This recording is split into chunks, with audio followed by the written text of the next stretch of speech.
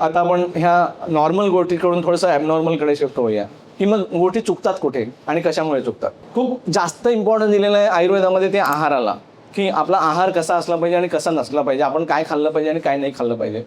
Number 2, चुकीची जीवनशैली. जीवनशैली म्हणजे आपण सकाळी किती वाजता उठतो, आंघोळ किती वाजता होते, देवपूजा कधी करतो, सकाळचा नाश्ता किती वाजता होतो, दुपारचं जेवण किती वाजता होतो, संध्याकाळी किती वाजता होतो, रात्री आपण झोपतो किती वाजता, दुपारी झोपतो का, व्यायाम कधी करतो, याचं जे सगळं शेड्युलिंग आहे ना, आणि कामाच्या मग वेळा कशा असतात, काम किती वेळ करतो, कसा करतो, एंटरटेनमेंटचं माध्यम काय असतं, या सगळ्या गोष्टीला जीवनशैली म्हणतात. आणि मग ही जी वेळ पाळण्याची गोष्ट आहे, कुठल्या वेळेत काय काय करायला पाहिजे, याला खूप महत्त्व दिलेलं आहे आयुर्वेदाने. आणि हे कशावरती चालतं तर सर्कॅडियन रिदमवरती चालतं. सर्कॅडियन रिदम म्हणजे काय तर सूर्य आणि चंद्राचा उदय आणि अस्त जो आहे त्याच्यानुसार हे सगळं चालतं. असं का? कारण सूर्यप्रकाश आणि चंद्रप्रकाश आणि अंधार याने आपल्या शरीरातले जे हॉर्मोन्स असतात, जे एन्झाईम्स असतात, त्यांचं सिक्रेशन चेंज होत असतं. कधी कुठली कारण म्हणूनच आपण दिवसा काम करतो, रात्री काम करत नाही. याच्यासाठी नव्हे की त्यावेळेला अंधार होता, लाईट नव्हती म्हणून, लाईट तेव्हा पण होता, उजेड होता. त्या शिवाजी महाराजांनी युद्ध केलेले त्या ह्याच्यामध्ये मशाली घेऊन ते सगळं आपण अगदी जेव्हापासून आपण निर्माण केलं तेव्हापासून आपल्याकडे सगळं आहे असं समजायला काही हरकत नाही आहे. त्यामुळे त्याच्यासाठी नव्हतं. म्हणजे बरेच जण असं सांगतात की आमचे लोक हाताने खातात कारण त्यावेळेला चमचा नव्हता, चमचा काय सगळं होतं. आमच्याकडे स्ट्रॉ पण होता. आयुर्वेदात त्याचा रेफरन्स आहे की दात पडलेल्या लोकांनी पाणी कसं प्यावं किंवा ज्यूस कसं प्यावं असं त्याच्यानं त्यांनी दिलं आहे की जे पपईचे जे हे असतात नळी असते किंवा कमळाची नळी असते ती घ्या आणि त्याने दूध प्या किंवा ज्यूस प्या असं सांगितलं आहे. हा स्ट्रॉचा रेफरन्स आहे त्यावेळेचा. स्ट्रॉचा रेफरन्स असू शकतो. त्यानंतर दाह म्हणजे अंगाची आग होणे याचा एक व्याधी आहे आणि त्या व्याधीमध्ये जनरली तो मदाते म्हणजे मद्यपान जास्त करणारे लोक जे आहेत त्यांच्यामध्ये होणारा हा व्याधी आहे. तर त्यांच्यासाठी काय करायला सांगितलं, जलयंत्राचा वापर करायला सांगितलं. असा रेफरन्स आहे. जलयंत्र म्हणजे ते त्या रूमला गृहाला शीत ठेवेल असं तो एसीचा रेफरन्स त्यावेळेचा आहे, एअर कूलरचा रेफरन्स. म्हणजे मग त्यावेळेला एअर कूलरचा रेफरन्स असू शकतो, स्ट्रॉचा रेफरन्स असू शकतो. तर चमच्याने खायला आम्हाला काय अडचण होती? चमच्याचा काही विषय नव्हता. विषय असा होता की हाताने खाल्लं पाहिजे, कारण आम्ही जे जिन्नस बनवतो ते हाताने खाता येतात. ते डोसा चमच्याने नाही खाता येत. तो डोसा हातानेच खायचा, लाज नाही बाळगायची त्याच्यामध्ये. त्याच्यात काय ते लोक चमच्याने खातात कारण त्यांचे फूड तसे बनलेले आहेत. आमचे फूड असे बनलेले की ते हाताने, तुम्ही सचिन तेंडुलकरला जाऊन विचारा, आज पण जाऊन तो चहा घेतो आणि बिस्किट बुडवूनच खातो, कुणासमोरही असू दे. लाजायचं काय कारण आहे? आम्हाला ते आमचं हे असंच आहे. ही भारतीय संस्कृती आहे. कारण त्याचं असं आहे की ही जी बोटं आहेत ना याचं कनेक्शन गटशी आहे आणि ही बोटं आतमध्ये दाताला, ओठाला आणि तुम्ही जिभेला टच झाली पाहिजे, लागली पाहिजेत. त्याच्याने लालास्राव वाढतो, त्याच्याने तुमचे एन्झाईम्स वाढतात आणि हे टच झाल्यानंतर जे समाधान मिळतं खाण्याचं ते वेगळं असतं. म्हणून ते हाताने खाण्याचं शास्त्र आहे. असं नाही की आम्ही मागासलेले आहोत म्हणून असं विचार करायचं काही कारण नाही आहे. उलट ज्या गोष्टी हाताने खायच्या असतात, ज्या गोष्टी चमच्याने खायच्या असतात, ज्या गोष्टी काट्याने फोर्कने खायच्या असतात, ज्या गोष्टी नाईफने खायच्या असतात, याचं आपल्याला ज्ञान असलं पाहिजे. ते नसताना कशानेही काही खाणं हे अज्ञानाचं लक्षण आहे. त्यामुळं ह्याच्यातलं शास्त्र प्रत्येक गोष्टीच्या आपल्याकडं सांगून ठेवलेलं आहे, त्याप्रमाणे करणं गरजेचं आहे. त्याच्यानंतर चुकीचं औषध हे खूप कॉमन झालेलं आहे. म्हणजे ते सेल्फ मेडिकेशन ॲलोपॅथी औषधांचं असेल किंवा आयुर्वेदिक औषधांचं असेल हे खूप केलं जातं. आयुर्वेदिक औषधांचं सेल्फ मेडिकेशन हे सगळ्यात जास्त होतं. ॲलोपॅथी औषधांची थोडी धास्ती तरी असते, याने काहीतरी मला साईड इफेक्ट होईल का, याने काहीतरी रिॲक्शन होईल का, म्हणून मी कधीतरी जाऊन डॉक्टरना विचारतो. मग एकदा दोनदा त्यांची प्रिस्क्रिप्शन घेतो, तीच परत दाखवतो आणि मग ते परत खाऊन बघतो, आता काय होत नाही म्हणून ते कंटिन्यू होतं. असं बऱ्याच वेळेला होतं. तर हे होता कामा नये, याचे खूप दुष्परिणाम होतात. आणि आपल्या हातात नसलेली एक महत्त्वाची गोष्ट आहे ती म्हणजे प्रदूषण. प्रदूषण आज हवेचं झालेलं आहे, पाण्याचं झालेलं आहे, जमिनीचं झालेलं आहे, अग्नीचं झालेलं आहे आणि आकाशाचं पण झालेलं आहे. आकाशामध्ये वेव्स जे फिरतात सॅटेलाईटच्या थ्रू असेल, मोबाईलच्या टॉल्स, ते सुद्धा प्रदूषणच आहे. तुम्ही म्हणाल मातीचं प्रदूषण कळालं, पाण्याचं कळालं, हवेचं कळालं, अग्नीचं प्रदूषण कसं आहे? अग्नीचं प्रदूषण कसं होऊ शकतं? कारण आमच्याकडे ना जी स्वयंपाक करायची पद्धत होती ती अशा लाकडांपासून अग्नी तयार करायला सांगितलं होतं ज्याचे औषधी गुणधर्म आहेत.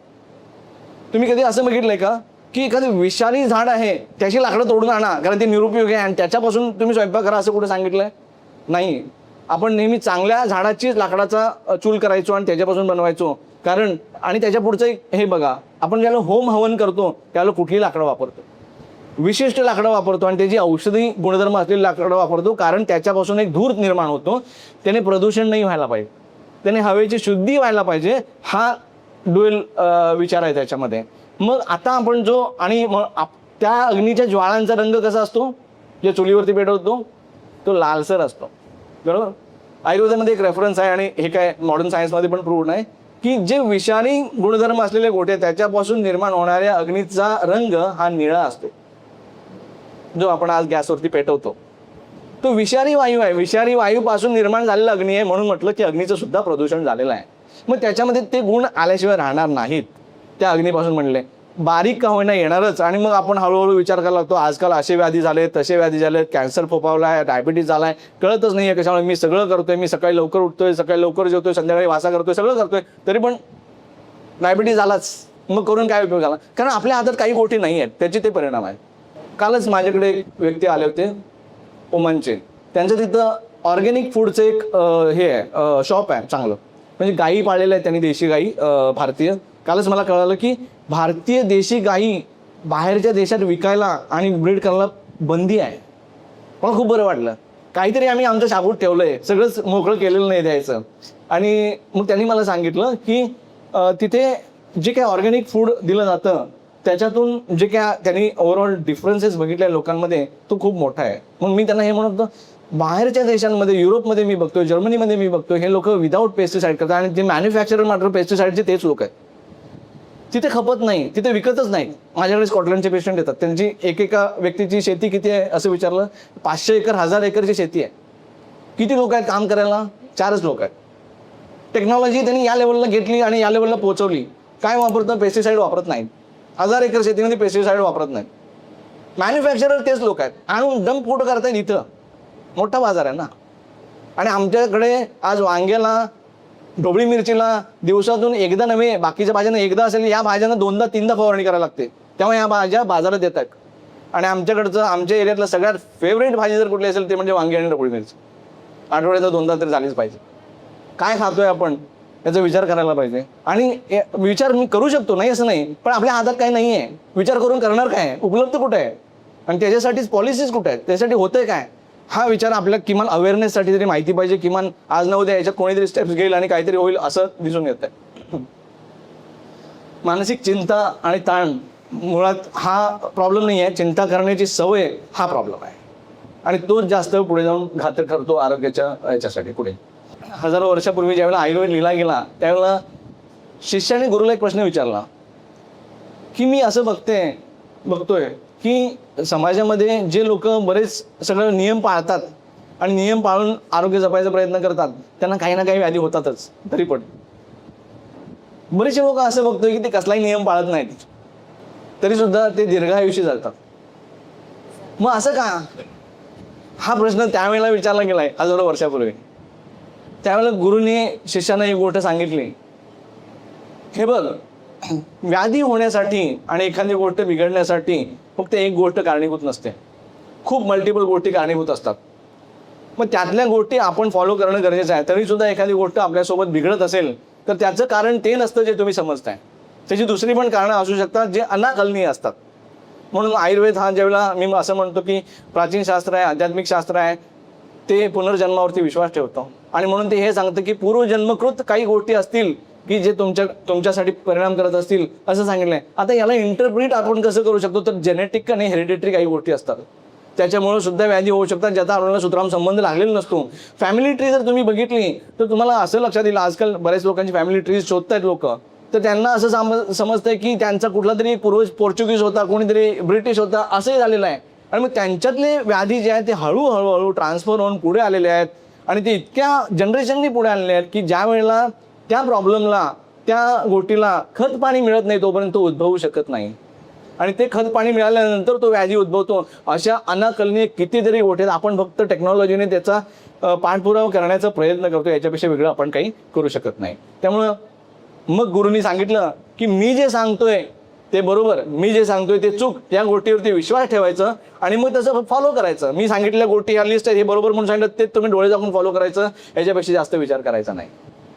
आणि मग मगाशी मी म्हटलं की आयुर्वेद एक सायन्स आहे, शास्त्र आहे. ते एवढ्यासाठी की ज्यावेळेला सायन्स येतं ना एखादं, तर त्याच्यासाठी त्याची लँग्वेज येते, कारण ते सायन्स त्या लँग्वेजमध्ये एक्सप्लेन करावं लागतं.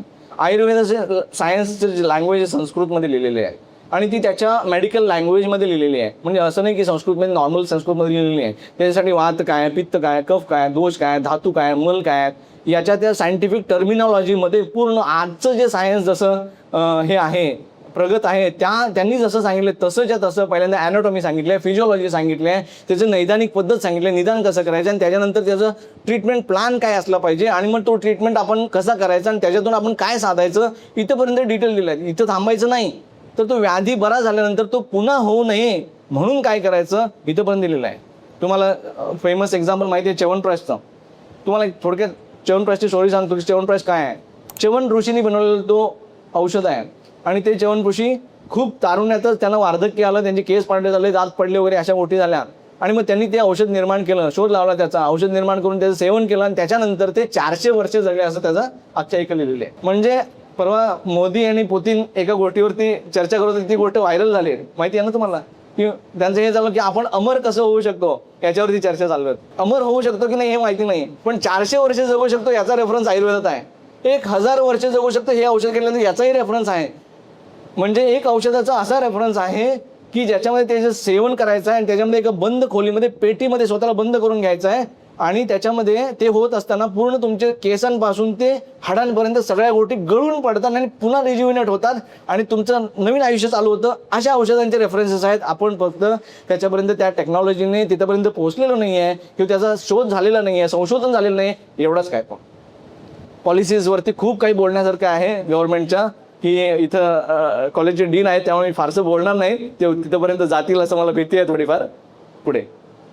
आणि मग ह्या गोष्टींचं ज्यावेळेला आपण समजून घेतो आयुर्वेदाच्या भाषेमध्ये आणि त्याच्यानंतर मग ज्यावेळेला पूर्ण निदान करतो, डायग्नोसिस करतो आयुर्वेदाच्या दृष्टीने आणि मॉडर्नच्या दृष्टीने म्हणजे मॉडर्न सायन्सच्या दृष्टीने, त्याच्यानंतरच उपचार चालू होतात. तोपर्यंत जे उपचार होतात म्हणजे काय, म्हणजे च्यवनप्राश, आवळा ज्यूस, ॲलोवेरा ज्यूस वगैरे वगैरे, झंडू नित्यम आहे ना, हिंगवट चूर्ण, कायम चूर्ण, हे सगळे जे उपचार होतात ते आयुर्वेदिक उपचार नव्हेत, ते आयुर्वेदिक औषध आहेत पण उपचार आयुर्वेदिक नव्हेत. त्याच्यातला दृष्टिकोन आयुर्वेदाचा नाही आहे. म्हणजे पोट साफ होत नाही म्हणून पोट साफ करण्याचं औषध घेणे हा आयुर्वेदाचा दृष्टिकोन नाही आहे. पोट साफ न होण्यासाठी मानसिक चिंता कारणीभूत असू शकते, तर मी त्याला मानसिक चिंता सोडवण्याची औषधं दिली पाहिजेत. पोट साफ होण्यासाठी अपचन हे कारणीभूत असू शकतं, कारण तुम्ही वेळेत जेवत नाही, तर ते पचन सुधारणं हे त्याचं सोल्युशन असू शकतं. पोट साफ करणारी औषधं हे त्याचं सोल्युशन असू शकत नाही, ते टेम्पररी सोल्युशन आहे. त्यामुळं कायम चूर्ण खाणाऱ्या लोकांची नंतरची परिस्थिती बघा, ज्यांनी खूप वर्षानुवर्षे कायम चूर्ण खाल्लेलं आहे त्यांचं काय होतं नंतर, त्यांचं जे डोकं आहे ना ते पोटात जातं. म्हणजे त्यांचं डोकं पोटातून निघतच नाही. प्रत्येक वेळेला ते फक्त तेच सांगत असाल, मला आज पोट साफ झालेलं नाही आहे, मला आज गॅस होतोय, माझा आज बरोबर नाही आहे, मला बरंच वाटत नाही आहे. तुम्ही पिकू पिक्चर बघितला असेल तर तो पूर्णपणे बनलेला आहे त्या एका कॉन्सेप्टवरती, कॉन्स्टिपेशनवरती, आणि कॉन्स्टिपेशन, क्रॉनिक कॉन्स्टिपेशनचं माणसाचं नंतर काय हालत होतं त्याच्यावर.